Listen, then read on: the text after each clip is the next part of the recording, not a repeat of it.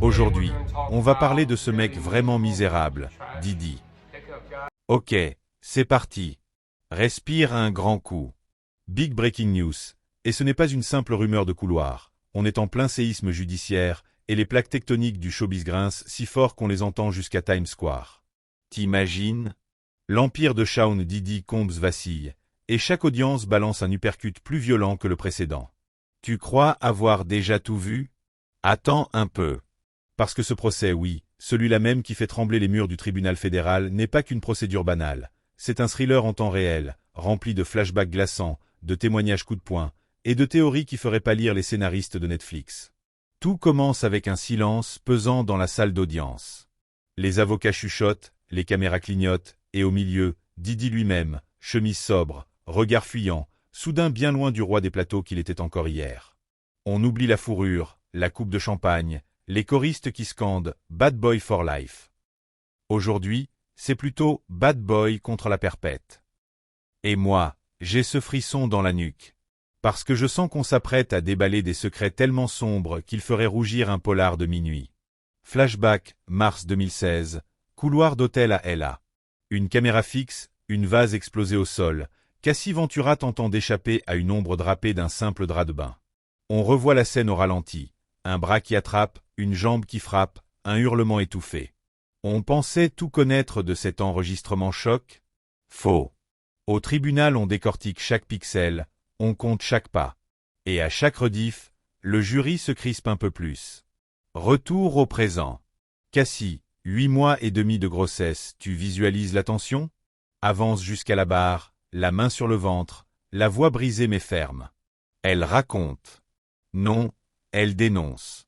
Des freak-offs, des nuits où l'huile pour bébé coulait comme du champagne, des ordres murmurés à l'oreille, des cris coupés net par la peur. Chaque mot claque comme un coup de fouet. Elle parle d'un pouvoir si écrasant que même l'air semblait contrôlé. Et la salle entière retient son souffle. Est-ce que c'est déjà suffisant pour mettre KO la superstar? Pas encore. Parce qu'il y a le témoin surprise, le stripteaseur devenu témoin clé. Musclé, max 1m70, tatouage en relief et un récit à faire trembler les murs, soirée spéciale, cachet qui circule, caméra planquée derrière des miroirs sans teint, menace à peine voilée. J'ai entendu des pleurs, j'ai vu du sang, lâche-t-il. La salle devient glaciale. Mais attends, le clou, c'est Alex Finn, le mari de Cassie aujourd'hui. Ancien coach perso de Diddy, converti en cauchemar judiciaire. Le gars s'avance, posture de linebacker, mâchoire serrée. Il balance, sans détour, comment la peur a changé de camp. Comment celui qui dictait jadis le rythme des clubs supplie maintenant pour une pause pipi devant le juge. Le contraste est saisissant. Le titan rap business s'effrite sous le regard de celui qu'il appelait autrefois Kid. Karma instantané? À toi de juger. Et puis, il y a ces jurés. 150 profils passés au peigne fin. Certains avouent avoir maté la vidéo de 2016 au moins 10 fois. D'autres confondent Michael B. Jordan avec H.I.S. Hearn, c'est dire l'ampleur de la médiatisation. Comment rester neutre quand les tabloïds hurlent monstre, en une?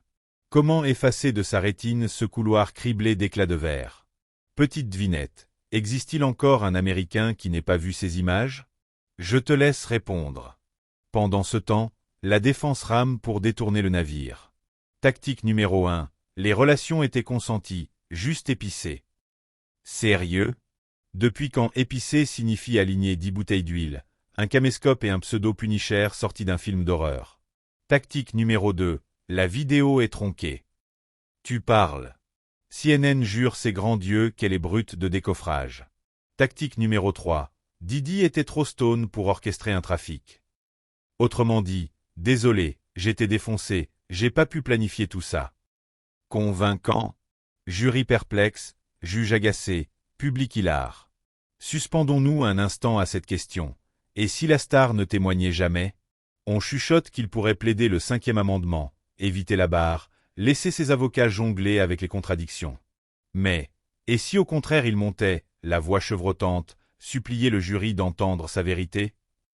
Ce monologue est-il la cartouche finale ou la chute libre assurée? Suspense. Reculons encore. 2009, un SUV noir, vitres teintées, accélération brusque sur la Pacific Coast Highway. Cassie raconte un pied qui s'abat sur son visage, des pleurs qui se perdent dans le vrombissement du moteur. Tu l'imagines, toi, tenter d'ouvrir la portière en marche juste pour respirer? Je frissonne rien que d'y penser. Avance rapide. Thanksgiving 2022, manoir de Miami, ambiance yacht et cocaïne. Un producteur, Lil Rod, dit s'être retrouvé assigné à résidence musicale, micro, drum et Didi sous la douche vitrée, exhibant ses ambitions Grammy façon parrain mafieux. Il promettait monts et merveilles, paraît-il, en échange de petites faveurs hors contrat. De là à parler de grooming. Disons juste que le mot flotte dans l'air, aussi collant que l'huile Johnson's Baby. Et n'oublions pas ces white parties, autrefois l'invitation la plus convoitée de la planète hip-hop. Robe ivoire, mojito givré, et, si l'on en croit les plaignantes, une backroom où l'innocence se faisait piétiner. L'accusation égrène les prénoms, Adria, Joy, Gina. Autant de fantômes qui surgissent du passé pour dire « moi aussi ». Combien d'histoires encore ensevelies sous le tapis moquette de Studio 5 étoiles. Tu sens la nausée? Moi aussi. On en arrive au présent brûlant. Les chefs d'inculpation forment un quintuple crochet au foie, association de malfaiteurs, double trafic sexuel, transport à des fins de prostitution. Peine maximale cumulée? Potentiellement la prison à vie.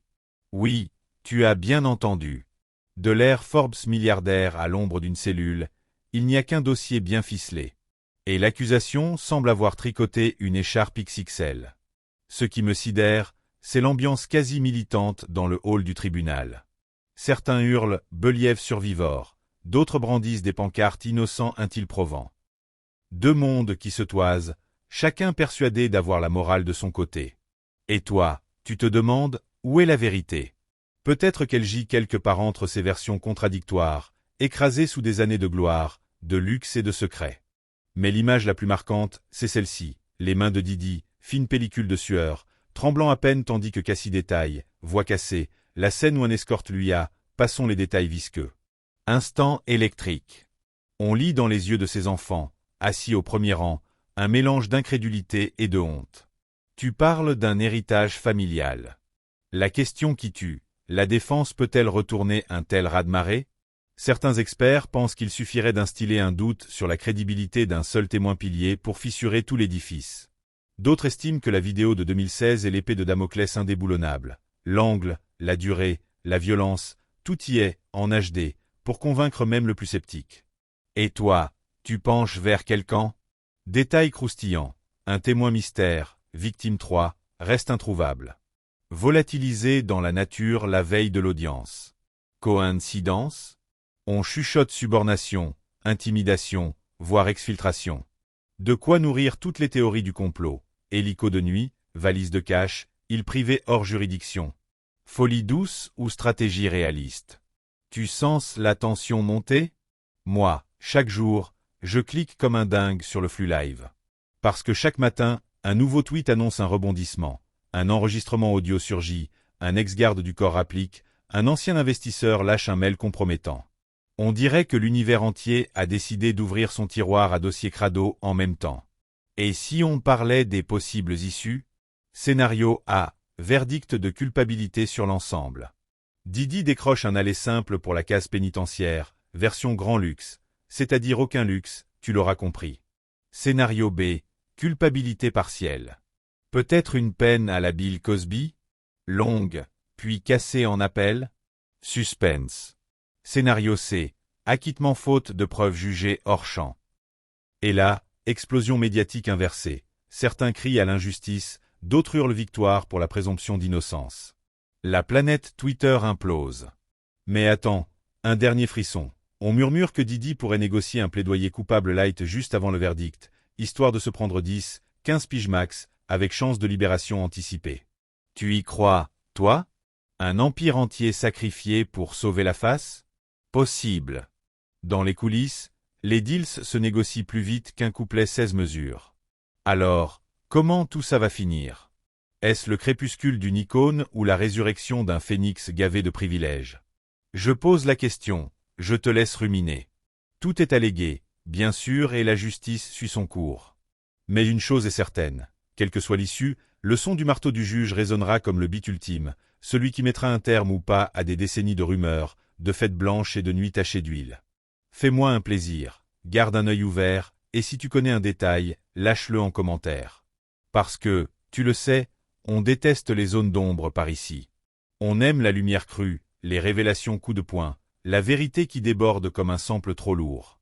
Et crois-moi, l'album judiciaire de Didi n'a pas fini de tourner sur toutes les platines du pays. Restons connectés, et prépare ta playlist de Breaking News, ça va encore secouer.